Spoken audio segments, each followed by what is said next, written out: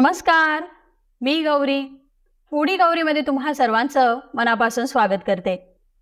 गाजरचा हलवा तर नेहमीच बनवला जातो, पण आज आपण बंगाली मिठाई संदेश किंवा सोंदेश आणि गाजरचा हलवा यांचं कॉम्बिनेशन करून हा गाजर सोंदेश स्विस रोल बनवलेला आहे. हा रोल इतका यमी आणि टेस्टी लागतो ना की याची चव जिभेवरती बराच वेळ रेंगाळत राहते. तर असा हा माउथ वॉटरिंग टेम्पटिंग गाजर सोंदेश स्विस रोल कसा बनवायचा यासाठी आपण लगेचच किचनकडे जाऊयात.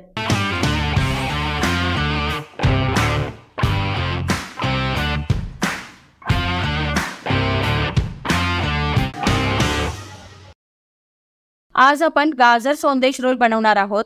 त्यासाठी इथे मी अर्धा किलो गाजर घेतलेले आहेत. गाजरची साल काढून घेतली आहे आणि त्याच्यात चकत्या करून घेतलेल्या आहेत, कारण आपल्याला किसायचं नाहीये. याला मिक्सरमधून आपण बारीक करून घेणार आहोत, त्यामुळे त्यासाठी आपण इथे चकत्या केल्यात. पाव किलो इथे मी पनीर घेतलंय.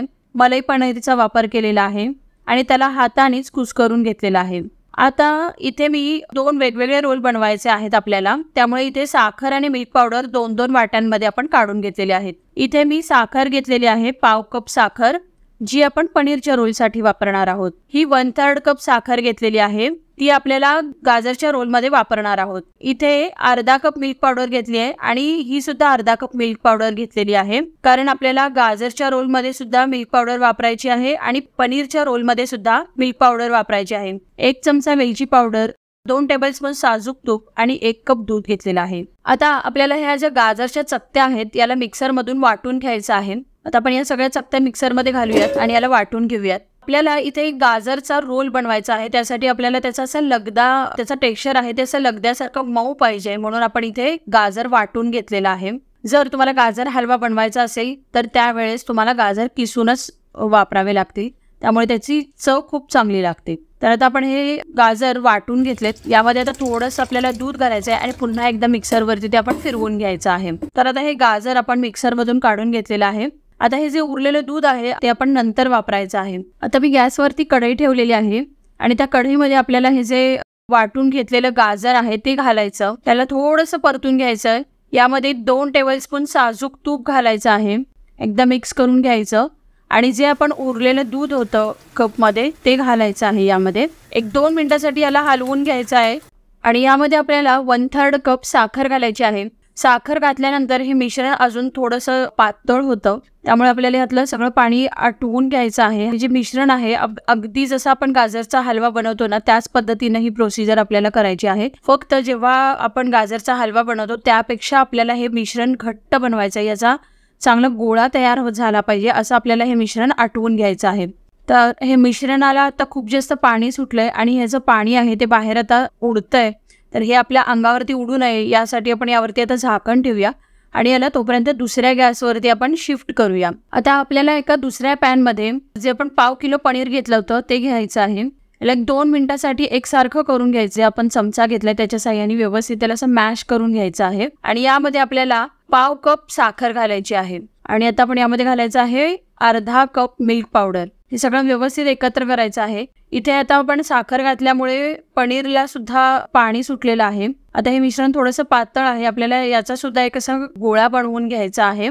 तर आपण हे मिश्रण सुद्धा 5 मिनिटासाठी आपण आटवून घेऊयात. पनीरचं मिश्रण आहे हे लवकर आटलं जातं, पण जर आपण इकडे गाजरचं जे मिश्रण बाजूच्या गॅसवरती आपण ठेवलेलं आहे आटवण्यासाठी त्याला जरा जास्त वेळ लागतो. त्यामुळे तुम्ही पहिला गाजरचा रोल पहिला बनवू शकता आणि नंतर जो हा पनीरचा रोल आहे त्याला नंतर बनवू शकता, कारण तो 5 मिनिटामध्ये आटला जातो. तर आता इथे पनीरचं जे हे मिश्रण आहे हे व्यवस्थित आटायला लागले, तुम्ही बघू शकता. आता हे पॅन सोडायला लागलेलं आहे.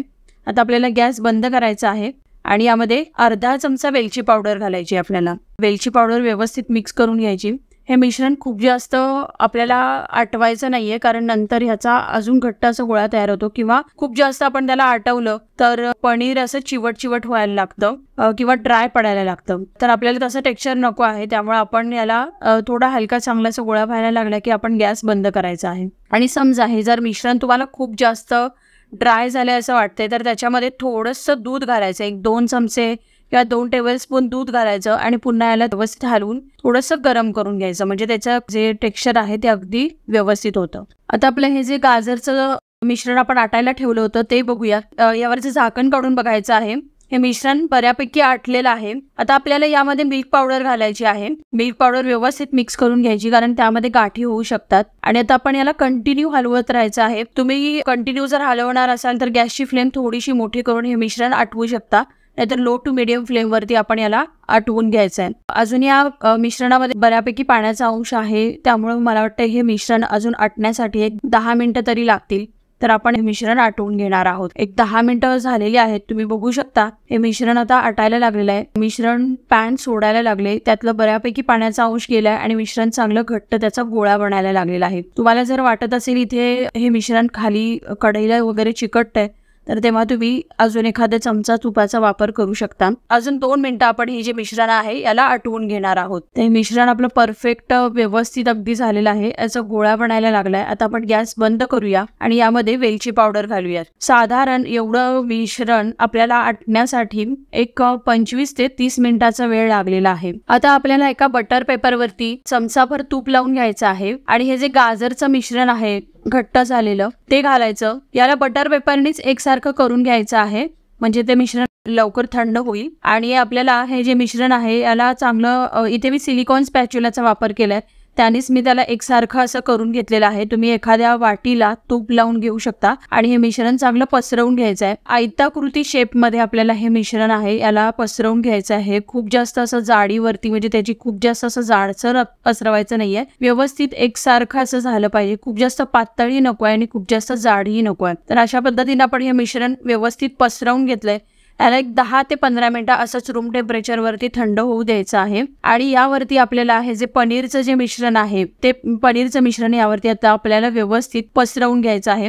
पनीरचं मिश्रण हे आतल्या साईडने आपल्याला पसरवायचं आहे. ते गाजरचं जे मिश्रण आहे त्याच्यापेक्षा थोडंसं कमी भागामध्ये आपल्याला पसरवून घ्यायचं आहे. याला व्यवस्थित आता आपण प्रेस करून घ्यायचं. यावरती मी एकदम पातळ असे किसून घेतलेले बदाम आणि पिस्त्याचे काप लावलेले आहेत, त्याला सुद्धा व्यवस्थित प्रेस करून घ्यायचं. आणि आता हा जो बटर पेपर आहे त्याने अलगद हा जो रोल आहे याला रोल करून घ्यायचा आहे. पहिल्यांदा एक फोल्ड घालायचा, थोडंसं पुढे सरकवायचं, पुन्हा अलगद उचलायचं, त्याला रोल करायचा. अशा पद्धतीनं हा रोल आपण बनवून घ्यायचा आहे. आणि याचे जे दोन्ही भाग आहेत कडेचे त्याला सुद्धा सील करून घ्यायचा आहे. आणि हा रोल पुन्हा एकदा व्यवस्थित आपल्याला दुसऱ्या साईडने आपल्याला याला व्यवस्थित अगदी पुन्हा एकदा रोल करून घ्यायचा आहे. तर इथे आपला हा रोल तयार झालाय. याला आता एका प्लेटमध्ये ठेवूया आणि आपल्याला हा जो रोल आहे तो फ्रीजमध्ये ठेवायचा आहे. एक 3 ते 4 तासासाठी आपल्याला सेट होण्यासाठी ठेवायचा आहे. त्यानंतरच आपण हा रोल कापून घ्यायचा आहे. साधारण 4 तास झालेले आहेत. आपला हा जो रोल आहे हा व्यवस्थित सेट झालाय. आपण याला सुरीच्या साहाय्याने कट करून घ्यायचा आहे. खूप जास्त पातळ आपण याला कट करायचा नाहीये, नाहीतर तो तुटण्याची शक्यता असते. तर इथे आपला हा माउथ वॉटरिंग टेम्पटिंग गाजर सोंदे स्विस रोल तयार झालाय. आता आपण याला सर्व करूया.